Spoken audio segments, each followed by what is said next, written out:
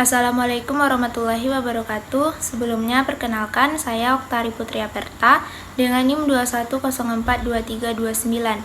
Adapun tujuan saya membuat video ini yaitu untuk memenuhi tugas mata kuliah Administrasi Kependudukan dan Lingkungan Hidup dengan dosen pengampu Ibu Pratiwi Nurhabibi. Yang mana di sini saya akan mempresentasikan terkait tugas kuliah lapangan, yang mana di sini kami memberi judul yaitu Tinjauan Kebijakan Lingkungan Hidup di Kota Padang, Analisa Peran Dinas Pekerjaan Umum dan Penataan Ruang dalam Mengelola Lingkungan Kota Padang. Materi yang pertama yaitu latar belakang.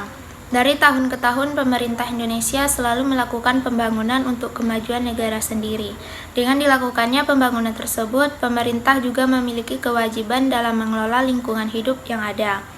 Perlindungan dan pengelolaan lingkungan hidup yang terdapat pada Undang-Undang Nomor 32 Tahun 2009 yang mengatakan bahwasannya pengelolaan dan perlindungan lingkungan hidup merupakan upaya sistematis dan juga terintegrasi untuk menjaga fungsionalitas lingkungan dan pencegahan terjadinya kontaminasi atau kerusakan lingkungan hidup dengan meliputi perencanaan, pemanfaatan, pengendalian, pemeliharaan, pengawasan, dan juga penegakan hukum.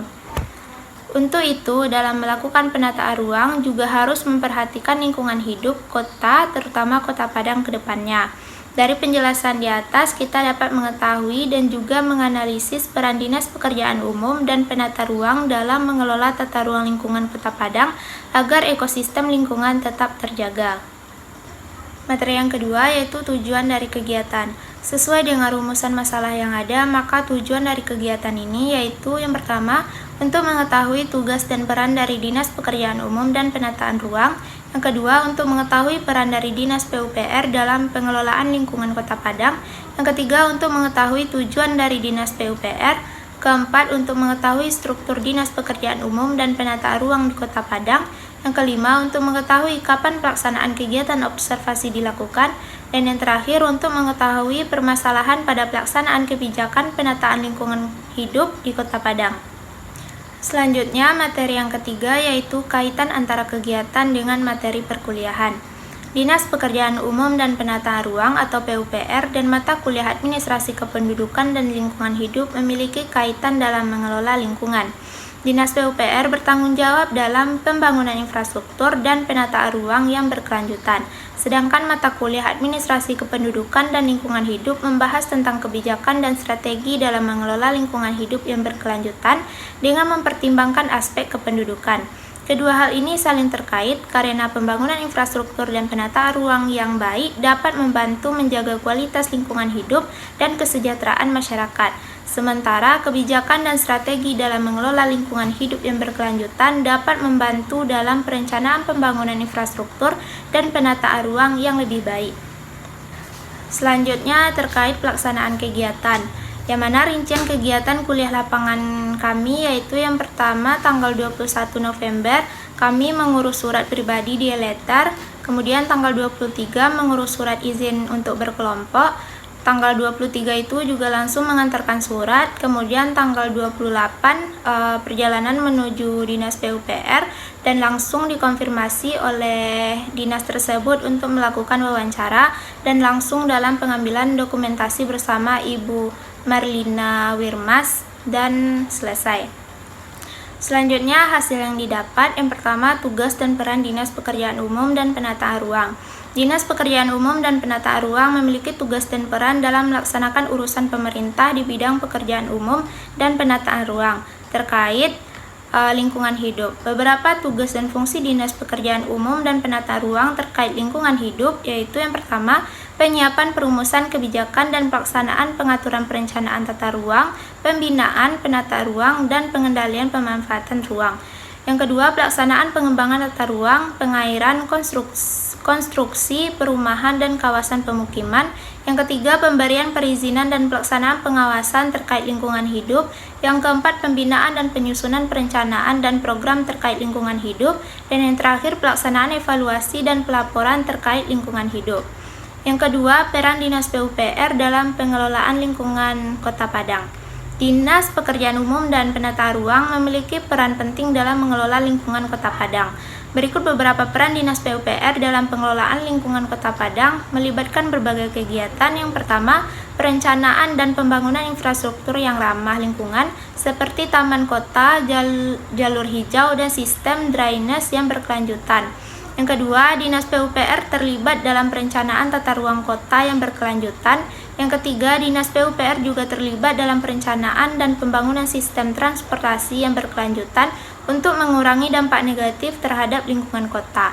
Yang keempat, pemeliharaan dan perawatan fasilitas umum yang berdampak pada lingkungan seperti jalan, trotoar, dan jembatan. Selanjutnya yang kelima, pengelolaan limbah konstruksi dan bangunan yang dihasilkan dari proyek konstruksi. Yang keenam, memastikan bahwa konstruksi bangunan baru mematuhi standar keberlanjutan dan efisiensi energi untuk mengurangi dampak lingkungan. Dan yang terakhir, Dinas PUPR dapat berperan dalam pengelolaan risiko banjir melalui pembangunan sistem drainase yang baik. Selanjutnya, tujuan Dinas PUPR. Berdasarkan Peraturan Daerah Kota Padang Nomor 4 Tahun 2012 tentang Rencana Tata Ruang Wilayah Kota Padang tahun 2010, Pasal 5 mengenai tujuan penataan ruang wilayah Kota Padang, yaitu penataan ruang wilayah Kota Padang dilaksanakan dengan tujuan mewujudkan Kota Padang sebagai kota metropolitan berbasis mitigasi bencana dengan didukung oleh pengembangan sektor perdagangan, jasa, industri, dan pariwisata. Selanjutnya, struktur Dinas Pekerjaan Umum dan Penata Ruang Kota Padang.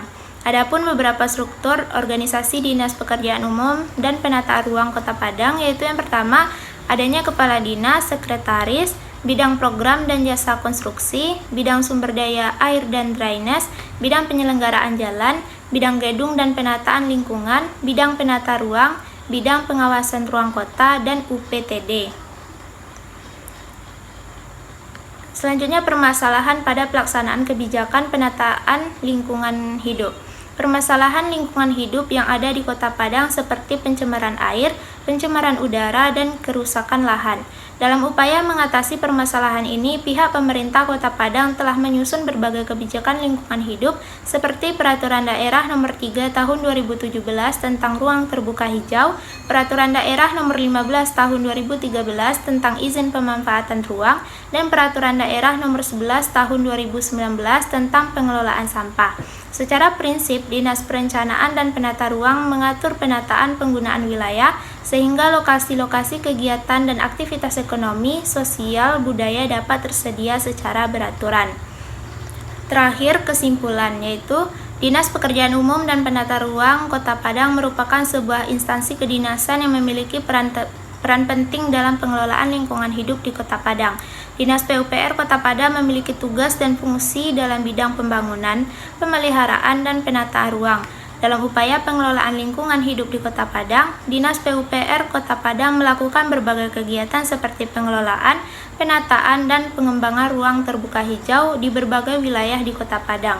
Bekerja sama dengan Dinas Lingkungan Hidup untuk mengelola sampah, melakukan pengawasan lingkungan dengan melakukan rehabilitasi dan rekonstruksi sarana prasarana untuk meningkatkan dan menjaga kualitas air di berbagai sumber air dan udara tanpa polusi di berbagai wilayah. Dengan adanya upaya tersebut, diharapkan permasalahan dalam pengelolaan penataan dan lingkungan hidup di Kota Padang seperti banjir, sampah, pencemaran air maupun udara dapat segera teratasi dan kualitas penataan dan lingkungan hidup Kota Padang dapat tumbuh dan meningkat. Baiklah, sekian presentasi dari saya. Jika ada kesalahan, saya mohon maaf. Assalamualaikum warahmatullahi wabarakatuh.